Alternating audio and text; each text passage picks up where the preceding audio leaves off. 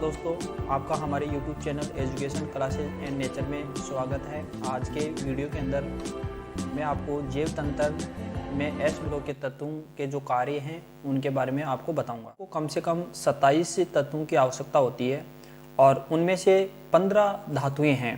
Total 27 तत्व हैं जिनकी जीवों को आवश्यकता होती है और उन 27 में से 15 धातु हैं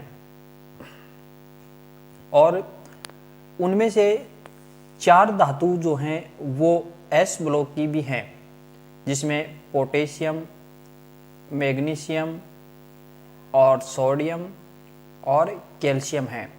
ये 4 धातु हैं जो कि एस ब्लॉक के तत्व के हैं और इनमें जो इनकी मात्रा है वो लगभग 0.05 से लेके 1% तक होती है।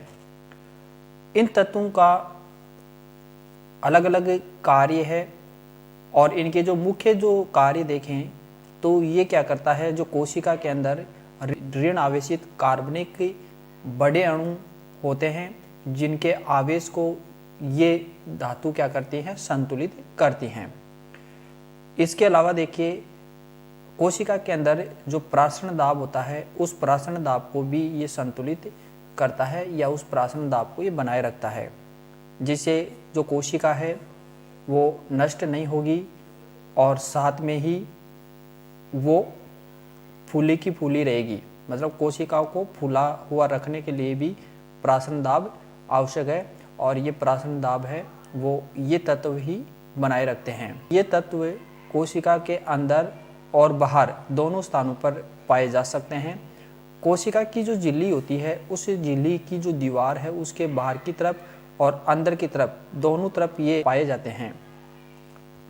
कोशिका झिल्ली की जो आंतरिक सतह है या जो कोशिका द्रव है उसमें पोटेशियम और मैग्नीशियम ये 2 धातुएं पाई जाती हैं और कोशिका के अंदर के केंद्रक और माइटोकॉन्ड्रिया उसमें भी ये पोटेशियम और मैग्नीशियम पाए जाते हैं।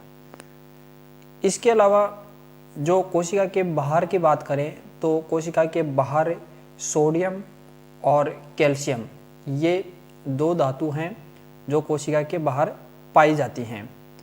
देखिए यहाँ पर पोटेशियम और सोडियम है, इनमें इनके जो गुण हैं काफ़ी समान हैं, लेकिन इनके जो जीवों के तंत्र में अलग अलग कार्य होता है। सोडियम, पोटेशियम और मैग्नीशियम जो आयन हैं वो कोशिका के अंदर और बाहर पाए जाते हैं और इनकी जो सांद्रता है वो कोशिका में अलग अलग होती है। दोस्तों, इनकी जो सांद्रता अलग अलग होने से जो जैविक क्रियाएं हैं वो संपन्न होती हैं। मतलब जो सोडियम पाया जाता है वो कोशिका के बाहर होता है और पोटेशियम और मैग्नीशियम है वो कोशिका के अंदर होते हैं।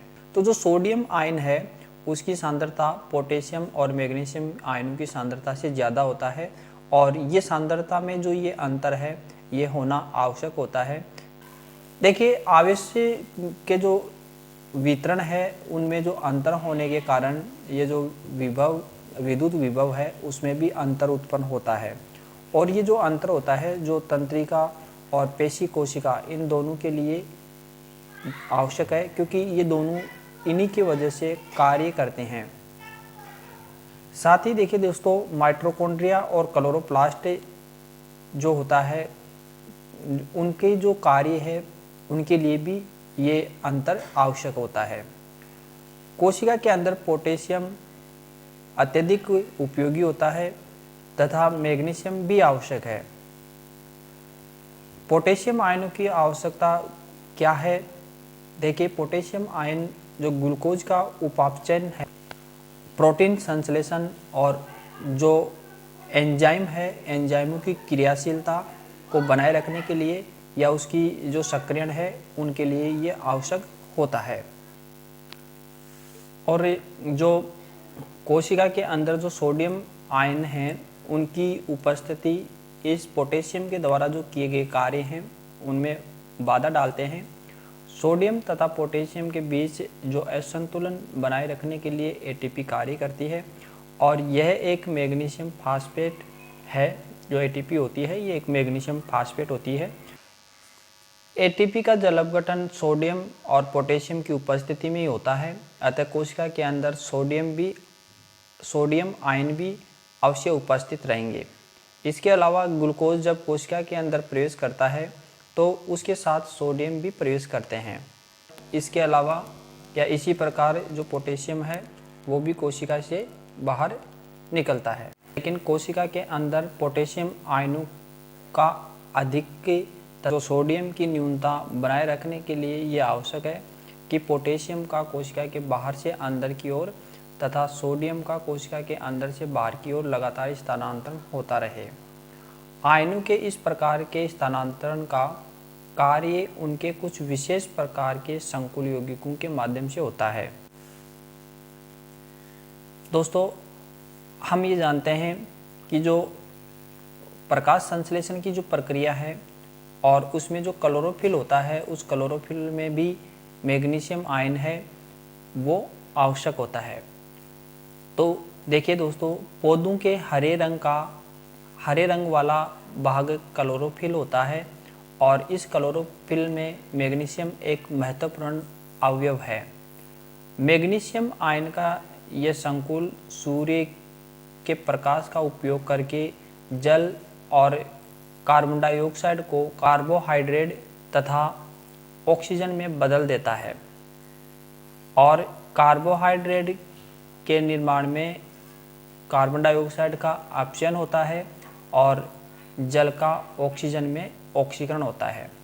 और इसका अगर हम समीकरण लिखें तो वो समीकरण इस प्रकार है। यहाँ पर कार्बन डाइऑक्साइड है, इसका तो इस ग्लूकोज में अपचयन होता है और ये जो जल है इसका ऑक्सीजन में ऑक्सीकरण हो जाता है। क्लोरोफिल मैग्नीशियम डाइहाइड्रोफोरफिरिन संकुल है। वह प्रकाश द्वारा उत्तेजित होकर एक अपचायी के रूप में कार्य करता है तथा इससे निकले इलेक्ट्रॉन अनंत कार्बन डाइऑक्साइड को अपचित कर देते हैं। इसके अलावा देखिए दोस्तों, हमारी हड्डियां और दांत ये भी एक कैल्शियम फास्फेट जिसको एपाटाइट कहते हैं और इस एपाटाइट में कैल्शियम आयन पाए जाते हैं। इसके अलावा धातु का जो ऊपर का दंत पलक है जिसको इनेमल कहा जाता है वो फ्लोरो एपाटाइप का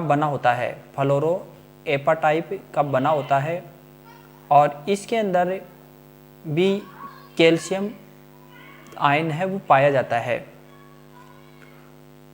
और ब्लड का जो थक्का जमता है उसमें भी कैल्शियम आयन महत्वपूर्ण भूमिका निभाता है।